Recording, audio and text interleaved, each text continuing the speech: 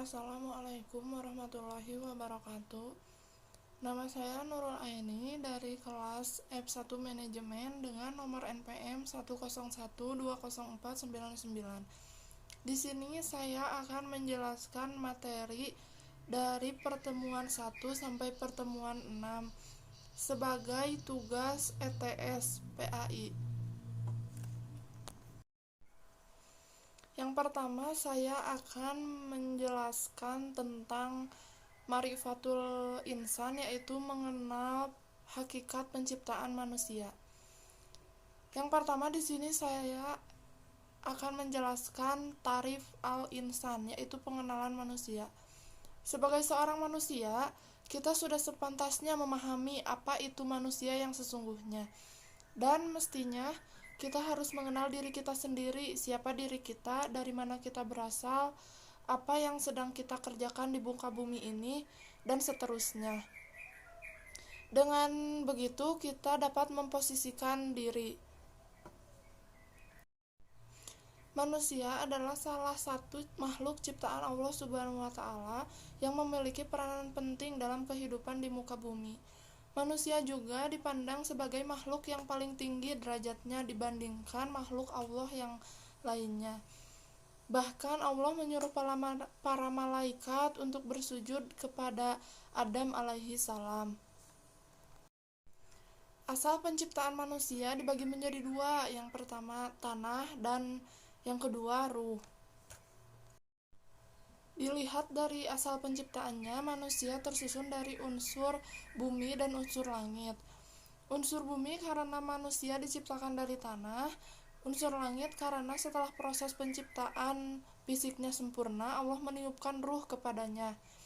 Dari dua unsur itu, berdasar fungsinya manusia disimbolkan dengan 3 unsur utama, yaitu hati, akal, dan jasad. Hati. Yang pertama, hati, yaitu kolbu. Pada dasarnya dimiliki makna ganda. Ada makna secara syariah dan hakikiyah. Secara syariah, kolbu diartikan sebagai segumpal daging yang mana baik buruknya akan memberi dampak besar terhadap jasad seseorang.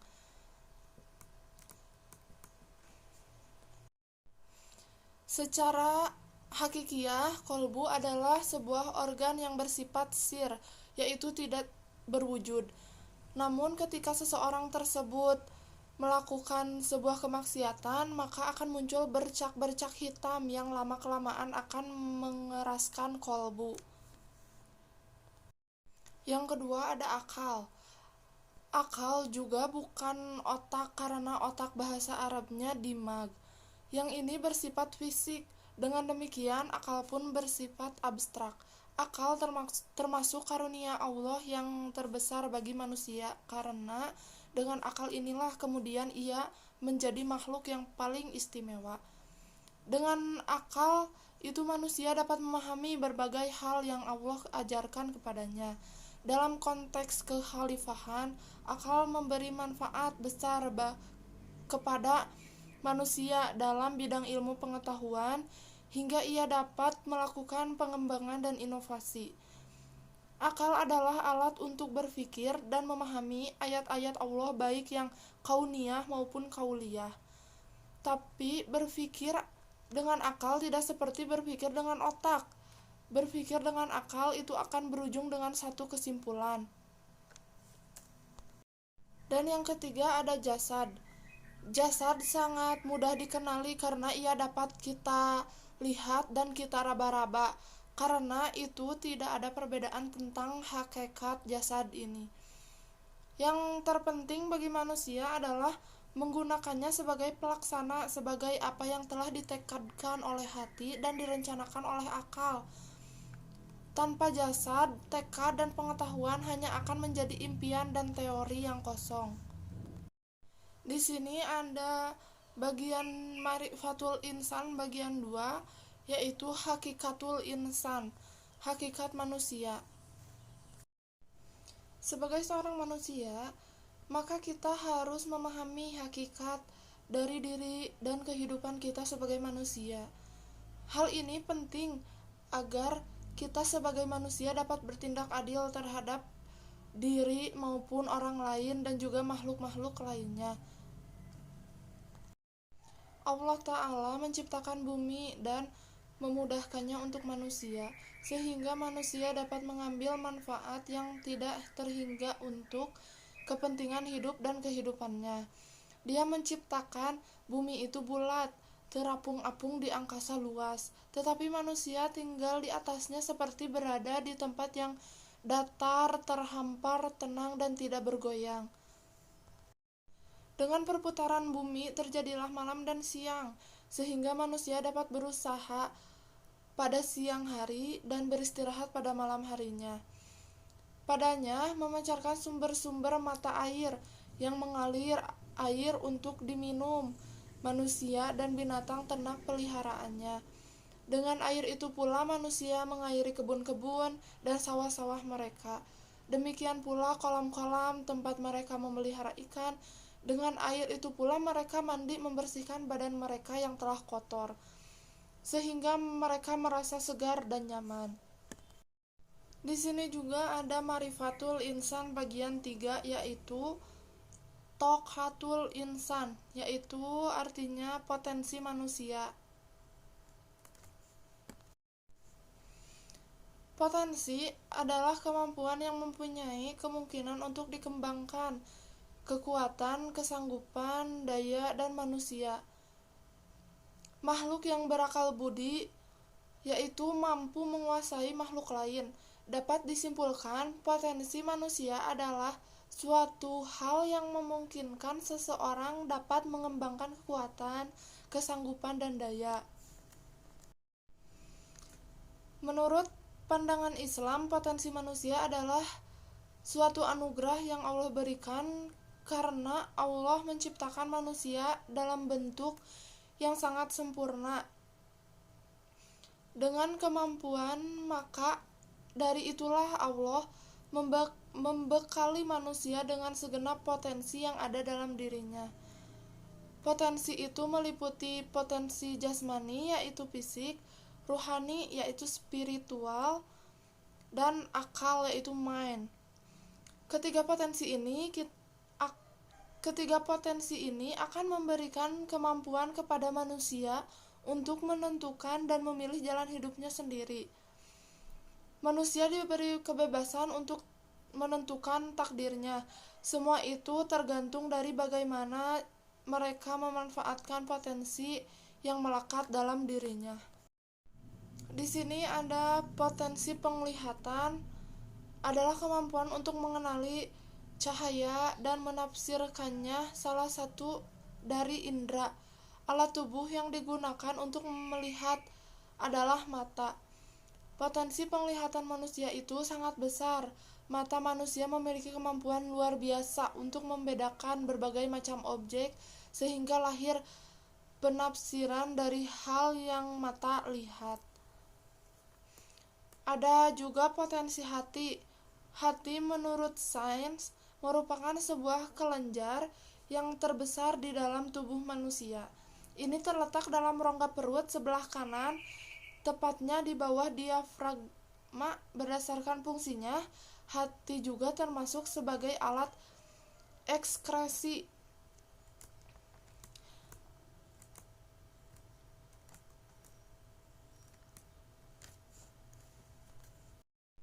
Di sini juga terdapat al-mas'uliyah, yaitu tanggung jawab, yaitu kesadaran diri manusia terhadap semua tingkah laku dan perbuatan yang disengaja ataupun tidak disengaja. Tanggung jawab juga harus berasalan dari dalam hati dan kemauan diri sendiri atas kewajiban yang harus dipertanggungjawabkan. Selain itu juga di sini terdapat al-amanah, yaitu sikap amanah, yang merupakan sesuatu yang dipercayakan untuk dijaga, dilindungi, dan dilaksanakan. Dalam perspektif Islam, amanah ditunjukkan dengan perilaku Rasulullah Shallallahu Alaihi Wasallam pada zaman kaum Quraisy, yakni dapat dipercaya dan menjalankan semua aspek kehidupan, baik dalam berdagang dan pada hal sosial lain. Mereka yang memilih sikap amanah di dunia ini akan dianugerahi kehormatan al-khilafah, yaitu kepemimpinan. Selain itu, di sini juga ada al-khianat. Bagi manusia yang memiliki sikap khianat, maka Allah Ta'ala akan mengazab dan menghinakannya. Na'udzubillahi min dzalik. Mereka yang tidak mau menggunakan potensi dirinya untuk beribadah diumpamakan oleh Allah Ta'ala dengan berbagai perumpamaan yang hina, yaitu sebagai kal-an'am, yaitu bagaikan binatang ternak. Ada juga sebagai kal-kolbi, bagaikan anjing. Setelah itu ada juga kal-kirdi, seperti monyet, dan kal-khinzir, seperti babi. Ada juga seperti kal-khasibi, yaitu seperti kayu. Ada kal-hijarah, seperti batu. Dan kal-himar, seperti keledai. Selanjutnya di sini ada marifatul insan bagian keempat, yaitu nafsul insani, yang berarti jiwa manusia. Nafsul insan mempunyai dua kata, yaitu nafsu dan insan. Nafsu berarti sebuah perasaan atau kekuatan emosional yang besar dalam diri seseorang manusia, sedangkan insan berarti manusia atau diri sendiri. Secara bahasa, kata nafsu berasal dari bahasa Arab, yaitu nafsun, yang berarti kata mufrad, jam'anya anfus atau nafusun, dapat diartikan roh atau nyawa dari seseorang, darah, niat orang, dan kehendak atau keinginan, kecenderungan, dorongan hati yang kuat. Sedangkan secara istilah, nafsu adalah latifah, sesuatu yang lembut pada diri seorang yang menimbulkan keinginan seseorang atau dorongan-dorongan hati yang kuat untuk memuaskan kebutuhan hidupnya, baik kebutuhan rohani maupun jasmani. Misalnya keinginan minum, makan, disanjung, dihargai, dan sebagainya. Karena itu sering disebut dengan hawa nafsu. Sebagai seorang manusia, kita sudah sepantasnya memahami apa itu arti nafsu atau jiwa.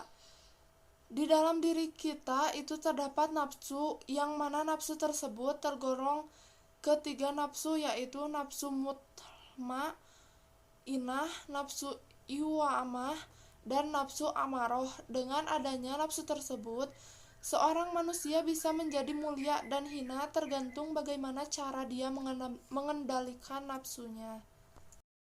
Setelah itu di sini juga ada ma'rifatul insan bagian 5, yaitu sifatul insan, yang berarti sifat-sifat manusia.